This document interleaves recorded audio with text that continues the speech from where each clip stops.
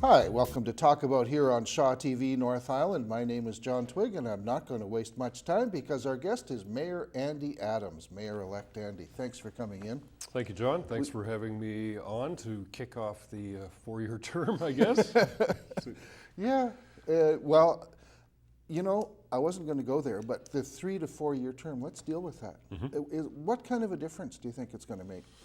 Well, I think right across the province, it made a huge difference for people deciding whether they were going to run or not. Yes. And my concern over the last number of years, as this has been brought forward by the province and talked about at UBCM, has been, are we shutting out younger people that may want to get involved? Because if you are, just establishing your career and you've got a young family, to commit to 4 years is a long time.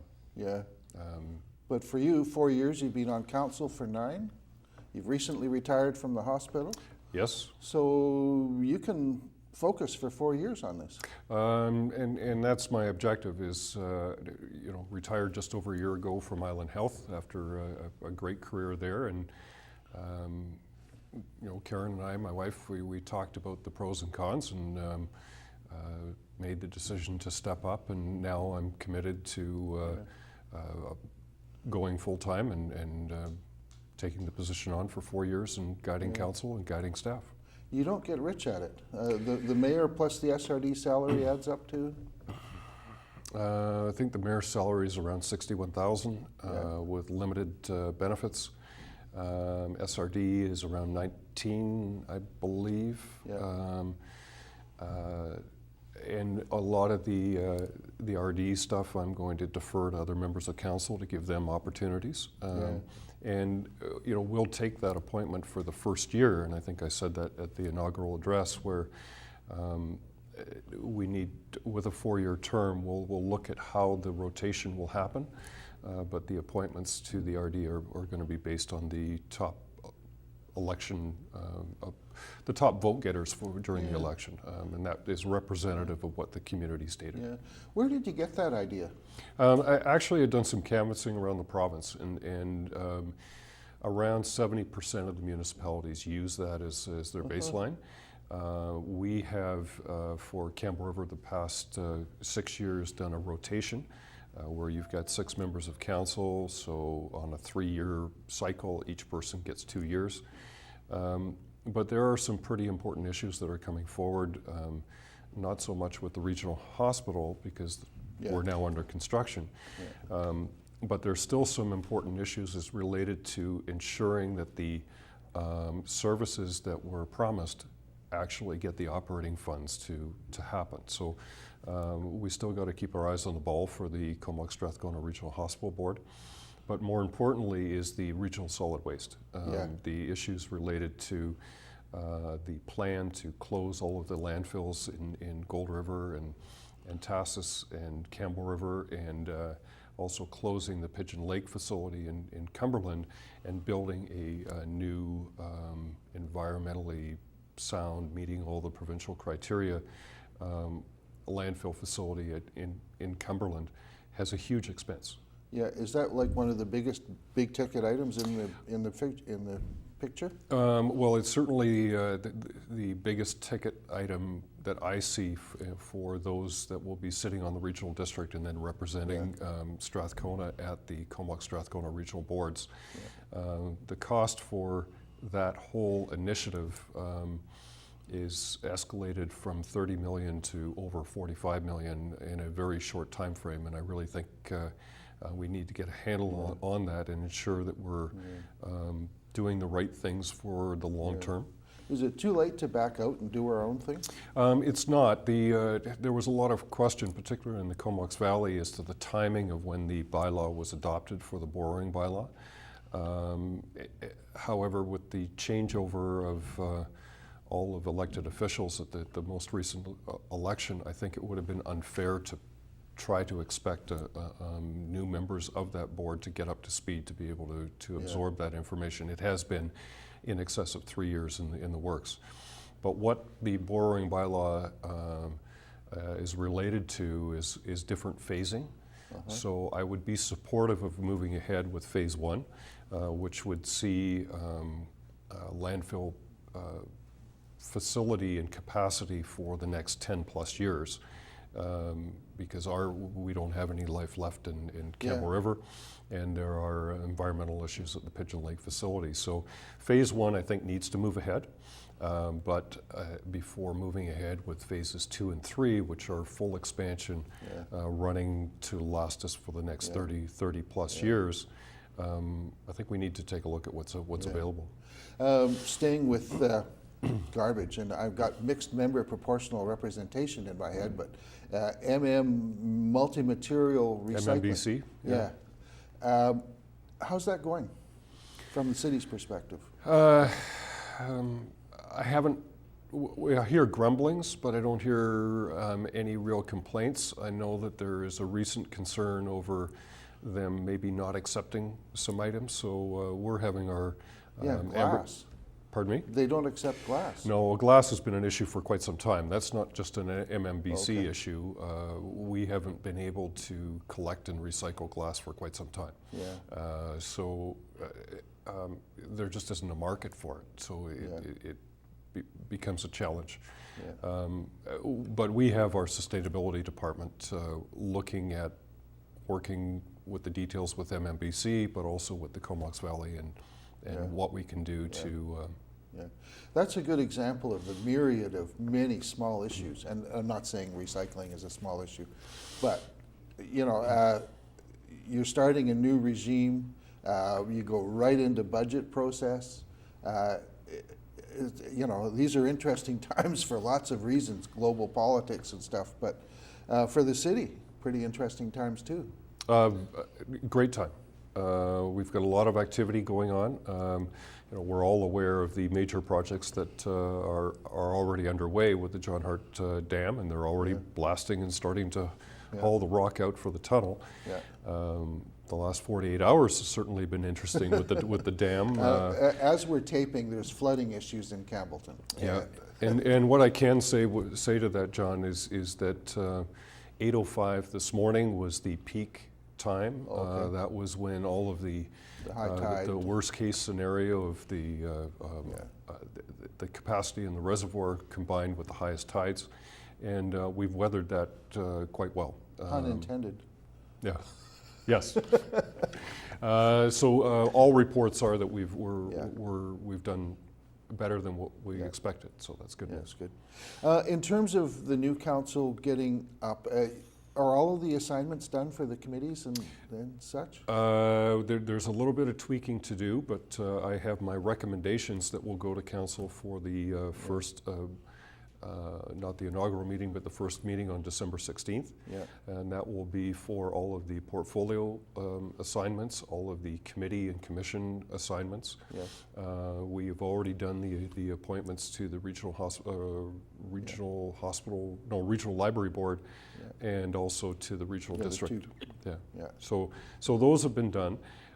Some of the appointments will be interim, because I've made some recommendations as to restructuring some of the commissions and committees, and created some new ones. So there was a council meeting yesterday, and as we're taping, it was yesterday. That wasn't open to the public, though? No. Okay, I'm glad I didn't try and go. But setting the budget, what are the deadlines and how are you doing? Well, it's certainly a challenge. We've worked very hard over the last 3 years to try to get the operating budget done before the beginning of the fiscal year. Which is April 1? Which is January 1 is when our fiscal year starts. So last year we were actually able to get the operating budget done. We then did the capital and reserve budgets and SLCRs, which are the letters to Santa after Christmas. The service level change requests is what they're called. But because of the election, because of the timing of when the inauguration is, and the fact that we've got new members of council, that is going to delay the whole financial process. So we've already started orientation sessions. We did some yesterday. There'll be more next week. And then right after the Christmas break, we'll move into more lunch and learns and council orientation and financial planning orientation. At the end of January, we have planned our strategic planning sessions for 3 days. End of January is the Local Government Learning Academy for all elected officials on Vancouver Island. Okay. And that's a training for local government. And then the week after that, we go into strategic planning. Yeah. From strategic planning, that will lay out what council's priorities are for 2015, but also sort of set the road as to where we're going to go over the next 4 years. Have you had any votes yet, like in committee? No. No, okay. The only vote was the appointments to the regional, Strathcona Regional yeah. District. I'm looking forward to seeing how the votes break down. I'll just segue a bit. Some here on my preparation desk, I've got an article about, here it is, yes, it's a letter by Manfred Kling, who actually I don't know, but the headline, it's from August. Good governance requires a united council. Yes. How's it looking? I think, as I said on election night when I came and talked to you, Some people watching might not have heard that. I think we've got exactly what I was hoping for, and that is a balance. Yeah. A little left, right. A little gender, left, right, 50-50. gender. You've got people representing small business. You've got people representing the business sector. You've got people that represent the private sector. But all, from my take on each of them that I've met individually so far, is they're all eager to listen and all eager to do the best that we can collectively. Yeah. I don't want to cause trouble, but I'm thinking Larry Sampson and Ron Kerr might have said, gee, we're the senior guys. How come we don't get on the Comox Strathcona? I guess they do, though, because They are. Yeah, they're second. They were third and fourth on the votes. Yes. Yeah, okay. Yes. Yeah, all right. Now, I noticed that you're going to take River Corp yourself. Yes. That's very interesting. Why? All during the campaign, and actually over the last number of years, I think I have the most experience as to what some of the background and history is. Yeah. It's going to be sensitive. We need, I've said consistently that it needs to be held accountable. It needs to be focused, and it needs to be tied in with not only the city's strategic plan, but also the corporate entities around the community that have the best opportunities for success. Yeah. So while I'm going to take the lead, I made it very clear to all members of council that their input will be welcome. Mm-hmm. And for those meetings, for any meetings, members of council are able to come and sit and participate and listen. So, yeah. So if there's an issue that they can go. Yes. Yeah. Now, viewers might not know, but the CEO of River Corp resigned sort of like the day after or before the election, I'm not sure. But the board stays in place. When is their term up? The board is was established by council, Yeah. so there is no term for the board. The term was only for the staff. Okay. So the board's so- at pleasure? So the River Corp board is at the direction of council. Okay. So if there is going to be a change in the River Corp board or structure, then that will be a collective decision of council but there was more than just economic development in River Corp. Yes. You know, Film, well, visitor center. creative industries and tourism. So there are still staff, there are still operations going on, and the board has the responsibility to look after that. As far as the economic development portion, the city manager and myself will be have already had a number of meetings with the chair and vice chair of River Corp, and we will be meeting tomorrow with the board as a whole to talk about options. Yeah, well, we'll follow that one with interest. I think the key message out of the election, and it looks like the clipping that I had that has the quote in that is not at my fingertips, but it's taxes. And you in this studio said, hey, the message from the voters is clear. We've got to control spending, Yep. Find new sources of revenue other than tax increases. Can you elaborate now, a bit more information? Well, what I said all through the campaign, and I said on election night, and also at the inaugural address, is that we're finished with the transition from Catalyst and the major Yeah, the major mill is industrial gone. tax base. It was years ago. That 6.1 million actually last year was last year's financial plan was the last piece to come out of that. We still have a number of reserves that we dipped into to help alleviate further increases in taxation that need to be paid back and replenished. Yeah. There are some things like the fleet reserve, the fire truck reserve accounts. There's some policing that was underspent, not underspent, but not addressed, I think, deferred. No, not in policing. But what we did is we dipped into some of the reserve accounts where we're putting money aside, so that when an item comes up due for replacement, we have the money in place. Right. There are a couple of those things that we don't have that money in place, and we're going to have to repatriate those funds to get us back on an even footing. And, And that's a interject. As the former finance person on council, was it 6 or 9 years you did finance? It's 6. 6. You know where all of those funds are. Very much so. Yeah. And our new General Manager of Corporate Services, Ron Bowles, is doing a great job with his staff and has already got those identified and laid out. Yeah. Your question regarding the RCMP and police force, historically, while we budget and fund for 43 members in our detachment here in Campbell River, due to a variety of recruitment and or trying to get new recruits or replacement or maternity leaves, we average about 41.5 actual members on the ground. Depot in Regina is really amped up the number of recruits that are graduating, which means Inspector Preston, our new inspector of the RCMP here in Capital, not Sergeant Preston, is actively filling those positions, which is good news for Campbell River because it means we're going to have more boots on the ground keeping our community safe. Yeah. But correct me if I'm wrong, it seems to me that's been going fairly well, though. I mean, I can't remember the last time I heard a story about a policing controversy here.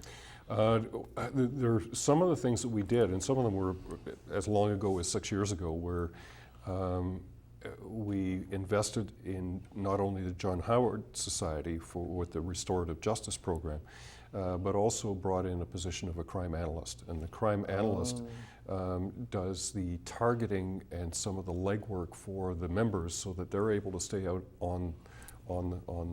in the community, and the crime analyst is doing the massaging of the information and really focusing on the prolific offender program, which has been very successful. Well, I just saw in the paper the other day, I think it was on Wednesday's paper, there was a fellow selling gravel and not delivering it. On Friday's paper, they nailed him. Yeah. Yeah. That's pretty good. But I don't know about you, John, but I wouldn't be paying for gravel until I saw it delivered to my driveway. Well, the way the world is going, unfortunately, correct me if you disagree, but I think there's more inclination to cheating by more people on more subjects. I don't know if it's changed. I just think our technology and environment has changed, which make it a little different. Easier to catch now with social media and stuff. It's just a different world. Yeah, it is. Yeah. You know, I've got lots here, but is there something you want to impart to the viewers?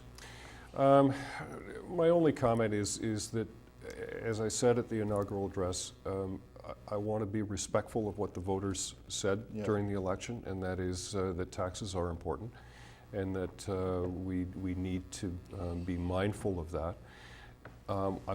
We're already getting inundated with people saying, can we have this? Can you fund this? We want this new service. We want this new facility. Yeah, I got some of those. You know, and tis the season. You know, Santa's coming, so you put in your wish list, right?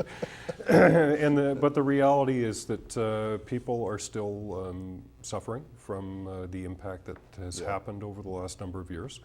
and we need to be cognizant of that and need to be very conservative moving forward. Yeah. I don't know how much you watch Talk About, but I've been pounding away on new sources of revenue. And there's many ways that the city can raise revenue without raising taxes. And I think it's a great example, the forestry one. Charlie's community forest idea, which you've Yep. given to him, and Yes. you're backing it.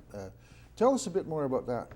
Well, Charlie set up in his term the Future Forestry Task Force, and there were some really good initiatives that I was part of with that.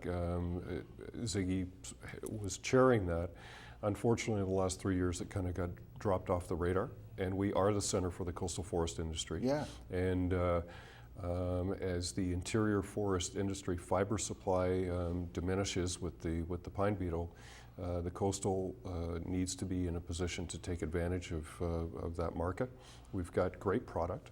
It's just a little bit more expensive to harvest to get from source to shipment. But we've got a great forestry community, whether it's from harvesting or the folks at TMAR doing manufacturing and for heavy equipment. Have we got a sawmill around here? We had a sawmill. We had a pulp mill. They're not here. The sawmill is the closest one down south of Courtney, I think. Do they even have one there? Yeah, I don't know if it's still working. The field sawmill, that's long gone. So Western Forest Products have one in Nanaimo, and they're looking at doing a re-engineered plant. Will there be another sawmill on Vancouver Island? I don't know, but that's something that Charlie will dig around, and he's the guy to make it happen. But on the community forest, some are more lucrative than others. I did have a conversation with Minister Steve Thompson of Forest Lands and Range in the summer, and asked him if they were still accepting applications for community forest, and he said yes, and he was looking forward to seeing our application. So we will continue with that. But it's not only a potential revenue stream, but I really see it as something that we can work collaboratively with North Island College to expand forestry programs and have it almost as a working lab. I have had conversations with the North Island College board already since being elected, and also had conversations with the Truck Loggers Association, which are very interested in sponsoring expansion of a forestry program at North Island College. When you talk community forest, I was kind of wondering, well, are you talking Beaver Lodge lands or something else or some of both? I don't. Well, that's going to be up to what the province deems is available and appropriate. So we will put an inquiry into the Ministry of Forest Lands and Range. They will give us a number of options, and then we'll take a look at those and see what happens. And for all the viewers there who said, what, logging in the Beaver Lodge lands, I'd point out down at Yellow Point, there was a guy named Merv Hendrickson, I'm not sure, Fredrickson, but he had a woodlot that he intensively managed for decades, 60 years, I think. And when he died, there was more timber on the lot than when he started, because of selective logging. Well, and let's be clear, in the Beaver Lodge lands, it was the Friends of Beaver Lodge that actually did harvesting about 10 years ago. Really? And the harvesting was to get the snags and the potential blowdown trees out of there for the safety of the people hiking in there. And the money that was recouped from selling off those trees was then put back in to do trail improvements in the Beaver Lodge lands. So it became a win-win. So, well, I think there's great potential there. The Chamber of Commerce CEO, that's Colleen Evans, is getting a task force on growth.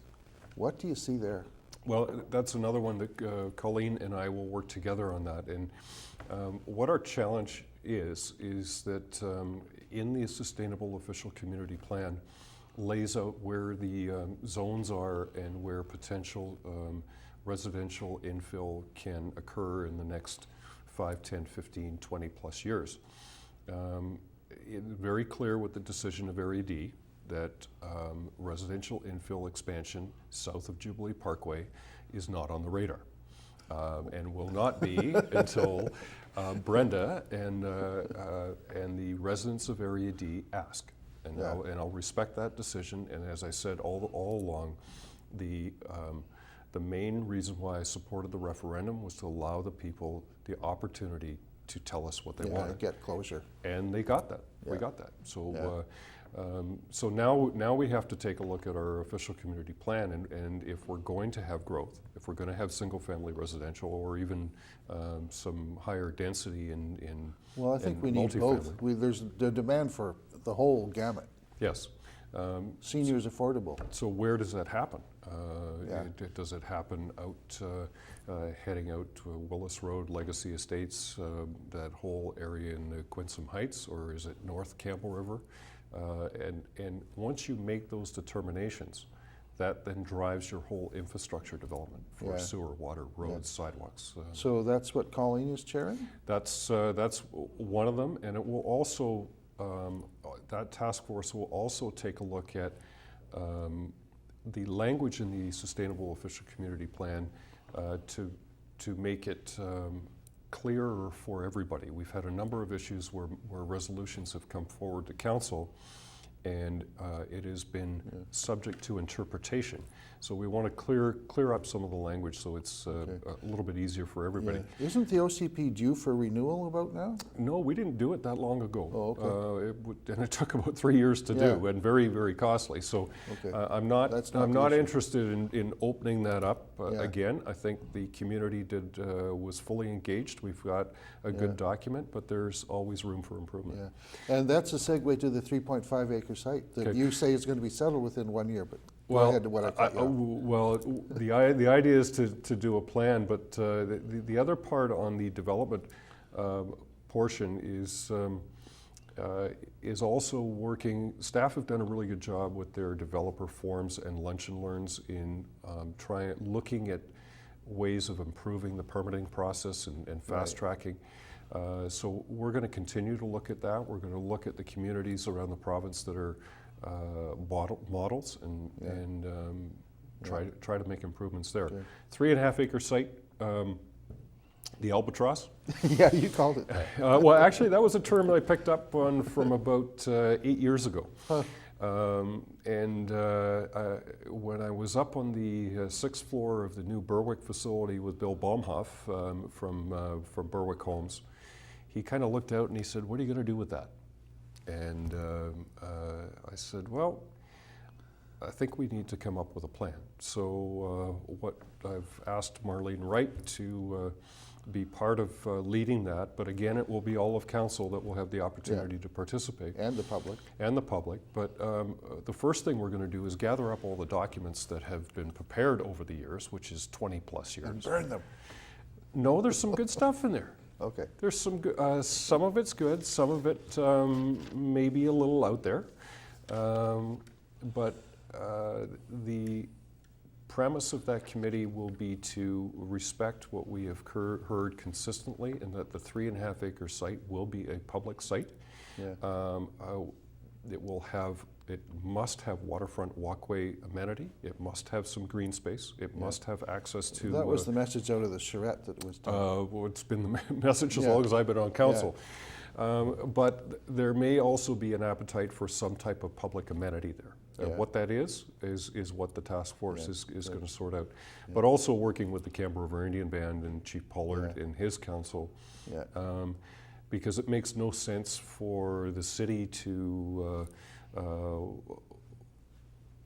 try to design something that isn't complementary with the 6 acre site right next door. Good. Well, you know, I didn't ask about aquaculture. We didn't ask about council meetings moving to Monday. Didn't talk about the suspension bridge. And, there's a few other things. The mountain bike park. And of course, the hydro dam renewal. So we'll have to have him back another time. But Absolutely. Thank you for coming in. Thanks for watching. Thank you, volunteers. Thank you, Sean.